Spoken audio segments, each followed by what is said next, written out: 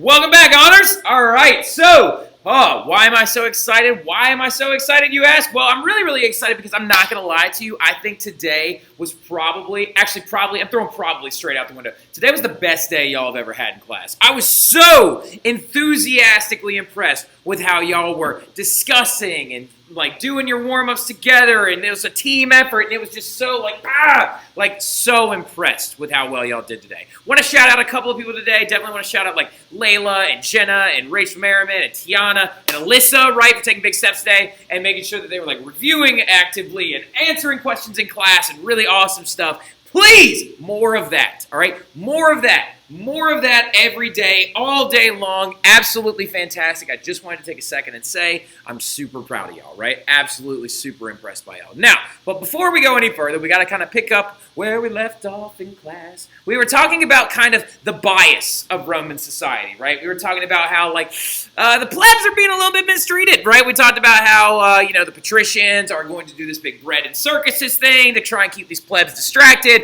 And we discussed how, over 90% of the population of Rome were these people called plebeians, and how, ironically enough, they were the most unrepresented group in their government, right? They could only be elected to a very small group right down here known as the citizen assemblies, but yet they were farmers and merchants and craft workers and soldiers, and they did all of these very important things. And we're going to talk about how that's going to be their big chip in their favor to reforming their government here in about 2 seconds, right? So what I'm going to go ahead and ask you to do I'm going to ask you to draw this in your notes. And some of you are like, Mr. Terry, I don't want to. And I'm going to tell you, well, you have to, all right? And also because this is really important so you can understand how the plebs are going to fight for their rights and get these things done, right? So this right here is what the Roman Republic looked like. Now, look, over here you see a little snippet right here where I have a star next to it.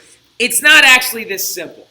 It's really not, all right? I know some of you are like, wow, that's the simplest government I've ever seen. The Roman government was actually super complex, right? It had people like praetors and magistrates who were these government officials and military leaders that existed underneath the consuls. You had military tribunes and senators and citizen assemblies, and then there were the centurion assemblies and the dictator and the this and the that. But the way we're going to look at it is we're going to look at the Roman Republic in its simplest version, right? So I kind of cooked it down into a very simple chart, easy to understand, right? So the moment that the Romans expel the Etruscans, right? I know that Jenna and Layla know all about that because they did an amazing poster on it. But the moment that the Romans expelled the Etruscans in 509 BC, they then entered into what was known as their Republic period, right? This period of time where every single Roman agreed upon one thing and one thing alone. Even though they might be patricians, even though they might be plebs, even though they might be different, even though they might have different jobs, and even though things might not be fair, they all hate one thing universally. They hate kings, right? They don't want kings. They never want to see a king again because the 3 Etruscan kings that came at the very end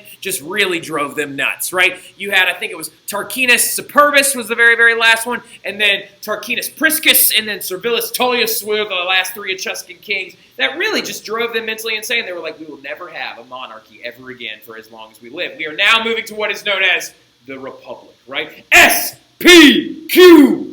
They move into the Republic, right? And then in this Republic, they kind of have this system, right? Now, again, this is like coloring book level status, but it's still important, okay? And I'm imagining at some point that you have paused this and that you have jumped up there and you have drawn this in your notes. It doesn't need to be huge, but it just needs to be in a place where you can easily see it and understand it, right? So we have at the very top of the system the consuls, right? The consuls are 1 or 2 elected officials, not one as in ever is it going to be one. Well, sort of in the Caesar area, but still, anyway. So the consuls are 2 different elected officials that are appointed to run and supervise the Roman government, right? They are there for one reason and one reason alone, to make sure that the Roman government is functioning officially, doing what it's supposed to be doing. They issue law, and they're basically, in a nutshell, the presidents of the Roman Republic, right? Now, underneath them, you had the Senate, right? Now, the Senate is an interesting group of people. The senators, jot this down, rule for life. So once you are elected to the Senate, you are a senator for life, right? Now, ironically enough, the senators are the most powerful group within the Roman government, even though, ironically enough, they might not have as much power as you might think. So, ironically enough, the senators do not make law, but they advise on law to the consuls, right? So the Senate can pass decrees, they can do a lot of different stuff, but they must then propose laws to the consuls, and then the consuls actually create them as law in and of itself, right? So the 12 tables and its 84 clauses only existed because of the consuls that came first. Now, interestingly enough, though, the Senate is also chosen by the consuls. But again, there was no constitution in Rome, so there was never any really legit moment of, oh, well, these are who you pick to be your senators. 9 times out of 10, if you were a senator, means you were a retired government worker, right? You either were a consul at one point, or you were a magistrate at one point, or you were a praetor at one point, and you literally were elected to the Senate, right? And you were elected to the Senate by the consuls, right? Now, the senators, again, though, they rule for life. The consuls, how long do you think they rule for? They only rule for a year, right? They only rule for 1 year at a time, right? 1 year at a time. And they had no limits on how many times you could become a consul, but you couldn't become consul back to back, right? So you can only, for example, if I wanted to be elected consul, I could be elected consul in the year of 2020, which would be a nightmare year to be consul. But then I wouldn't be able to run for consul in 2021. I would have to wait at least another year before I could do it again, right? So now, these consuls, though, may have only ruled for 1 year, but they had the most power as the executive body of the Roman Republic, right? But then we have this little section over here, the dictator, right? Now, the dictator is a special little guy, and that's why he's in a triangle. The dictator is a singular ruler, usually a very established general, selected by the consuls to rule over the entire Roman Republic and basically exist almost like a king in a sense, but it was only during a time of war. And who have we talked about before that has done this? We talked about Cincinnatus, right? Cincinnatus is the very first person to actually do this. He took charge of the Roman Republic, he beat the Achaii people, and he handed his fasces back to the consuls of Rome, right? So again, this arrow should probably have 2 sides to it, not just one, right? So the dictator was only supposed to be there for a short period of time and then give power back to the people of Rome, right? And then, of course, down here you have your citizen assemblies. Now, your citizen assemblies are responsible for aiding in the election of consuls, electing senators, doing other things, proposing ideas to the government. But out of all of these groups, this is what you need to write down. Put a little star somewhere. Out of all of these groups, which ones were the ones that plebs were allowed to be a part of? That's exactly right, Ali Tao. None of them. Only the citizen assemblies, right? Only the plebs could be elected to these little dinky things down here at the bottom known as the citizen assemblies, right? But it basically did nothing. You were there just simply to propose law or possibly make sure it got to the Senate floor, right? Where it's who's to say that the senators are even going to vote in your direction, though? So it doesn't really necessarily matter, right? So why is this unfair? Somebody said it in class today, I believe it was Julia, was well, it's unfair because the plebs have no representation, but they are the bulk of Roman society, right? And yet the patricians can just keep them distracted with bread and circus? Not forever, right? So, because remember, the bread and circus ideas were originally created under the regal period, right? It was actually Tarquinius Priscus that actually was the very first one to apparently build the Circus Maximus and use this strategy known as bread and circuses, right? But as time progresses forward, something is going to happen, right? And what occurs is a massive event known as the struggle of the orders, right? Now, some of you, if you actually are the big guys, are oh, I want to Google this and I want to read more about it. So you're going to realize that a lot of people refer to it as the conflict of the orders, when I hate calling it that. All right, so I like calling it the struggle of the orders, which is the alternate term for referring to it. But the struggle of the orders is a very interesting dynamic in history because it lasted for over 100 years, right? Now, this is a really tough thing to explain, but as we know, looking at the Roman government, it's not fair, right? The plebs do not feel supported. The plebs are very, very upset. They're very, very furious because they aren't represented. They can't be elected to anything, and it means that their rights are being overlooked, right?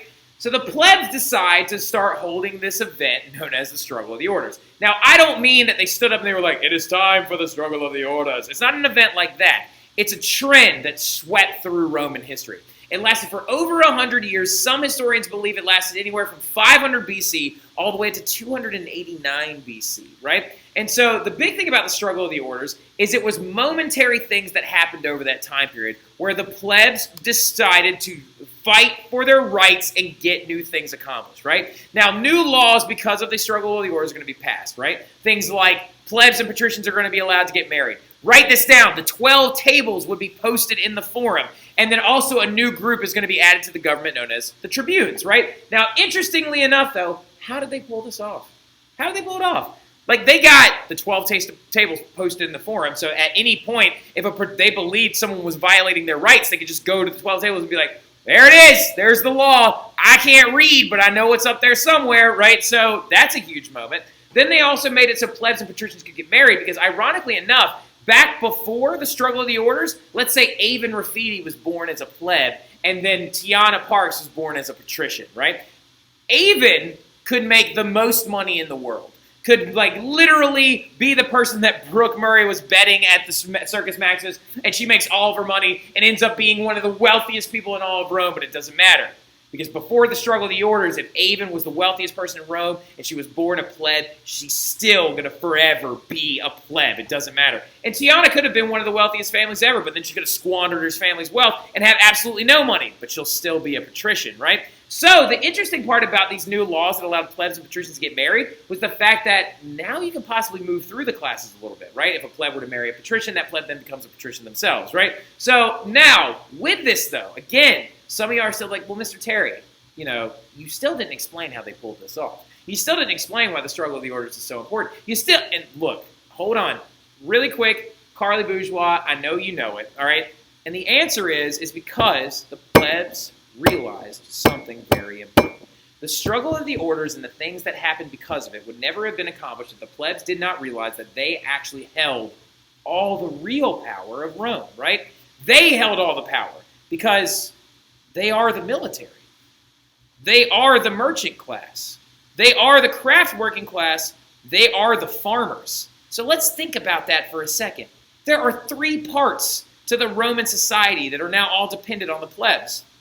Their defense in the army, their economy in the merchant and craft class, and the food production.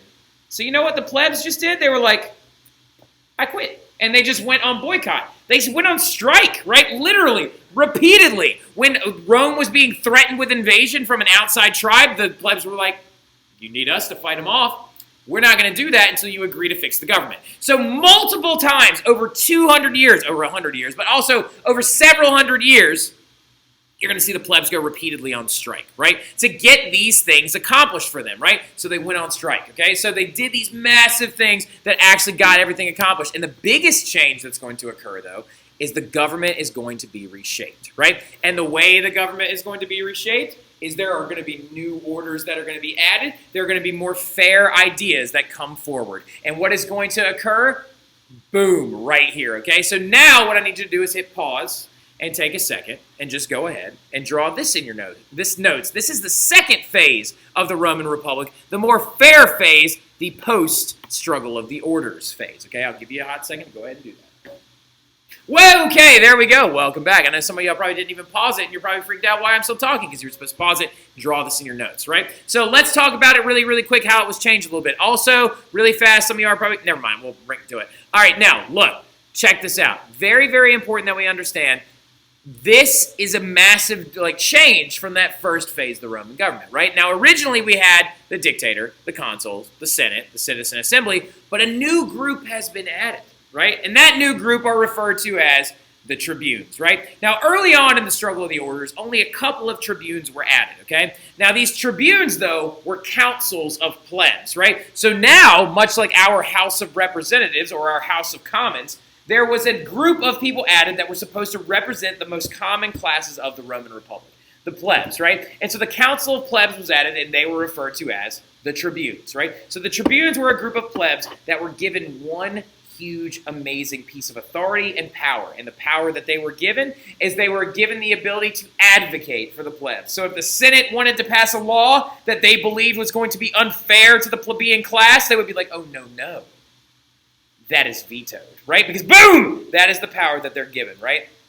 Veto in Latin literally means to send back, right? So the tribunes were given authority in the Roman government. Their entire group was added because of the struggle of the orders, and they were given the power of the veto, right? Now, was the veto invented for them? No. The consuls were allowed to veto each other for the entirety of the Roman Republic. The Senate could veto one another during the Roman Republic. But this is a major kicking factor because the tribunes, a council of plebs, are now going to be allowed to veto the highest governing body in Rome, the Senate, right? And they're going to be able to send those laws back, right? Send it back to the Senate to be reviewed and changed, right? They're also going to add other groups as well. Praetors, quaestors are judges, censors, who were actually these people that were brought in to mandate and actually like to count everybody inside the entire empire, assess their tax value, and do several other things. So these people would be also added as well, and they're kind of like little JV level people. But then also, the other big thing is outside of all this, other things were added as well. Now, the Senate would remain straight up patrician for the entirety of Roman Republic and Roman history.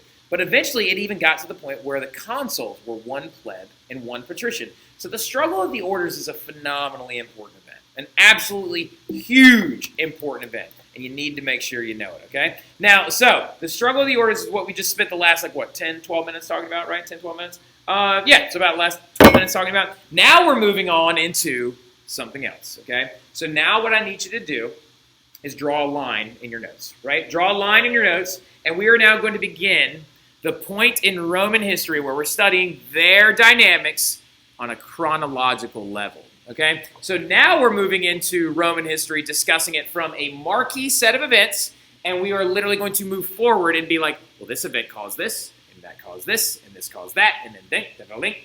And then now we're moving forward in just pure time, right? So we have this entire time been talking about the struggle of the orders and how it fixed the Roman government, the social classes of Rome, the fasces, what that is, the Etruscans, the Gauls invade and the military becomes hyper-organized, etc., right? Now we're moving into the point where something is going to occur and it's going to start a chain reaction of events that are going to lead to the most massive changes in the Roman Republic / leading into this period known as the Empire, right? So what is that going to really stem from?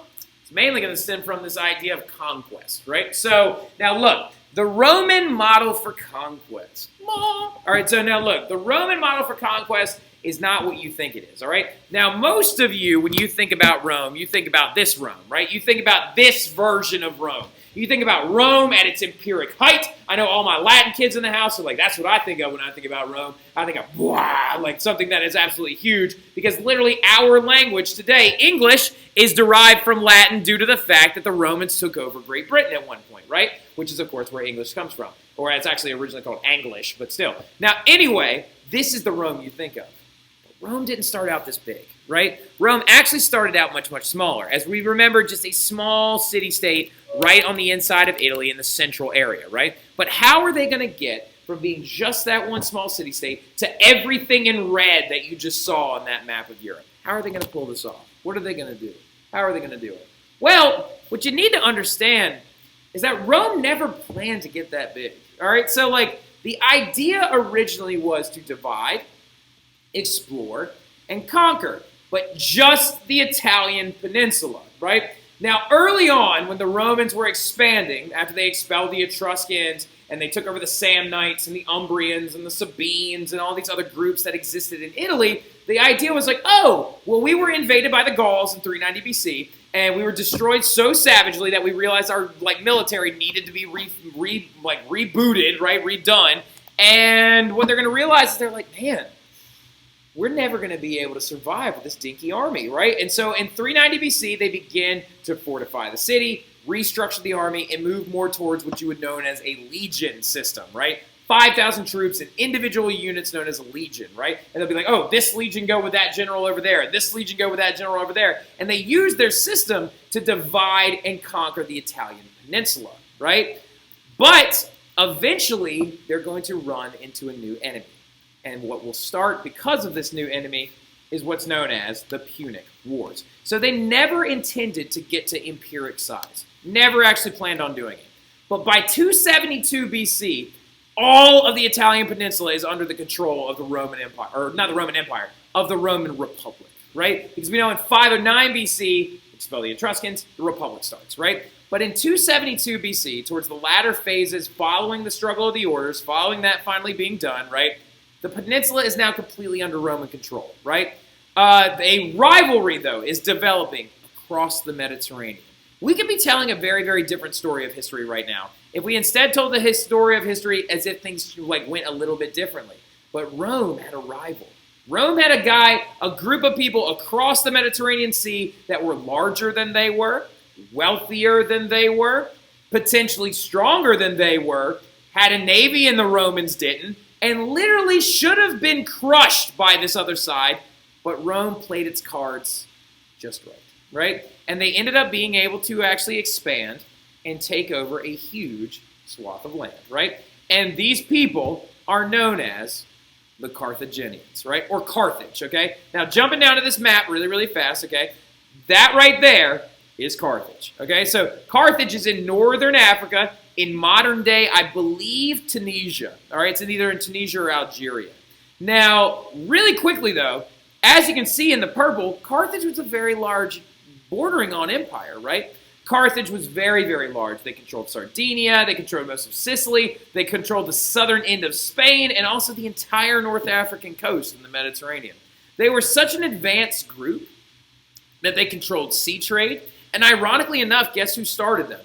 The Phoenicians. The Phoenicians actually originally settled this area, and a small Phoenician settlement grew into what was known as the city of Carthage, right? And Carthage then became an identity for them. Much like the Romans were like, I know we were settled by the Latins, but we are now no longer Latins, we are Roman. Carthaginians were like, we were settled by the Phoenicians, but we are no longer Phoenicians, we are Carthaginian, right? So, and they were this large city-state in North Africa founded by the Phoenicians. And over the whole time, they begin to grow and take over Mediterranean Sea trade. And this is what we believe Carthage looked like at some of its biggest height. Like, we have a city center focused around a harbor. We also have a massive city built around the complex of a central marketplace, just like Rome. So what if, hypothetically, Carthage won this war?